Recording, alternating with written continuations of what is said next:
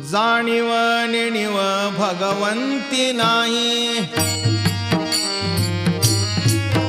हरी उच्चारणी पायी मोक्ष सदा, हरी उच्चारणी पायी मोक्ष सदा. नारायण हरी उच्चार नामाचा, तेथे कळी काळाचा रिघ नाही, तेथे कळी काळाचा रिघ नाही. तेथील प्रमाण नेणवे वेदासी,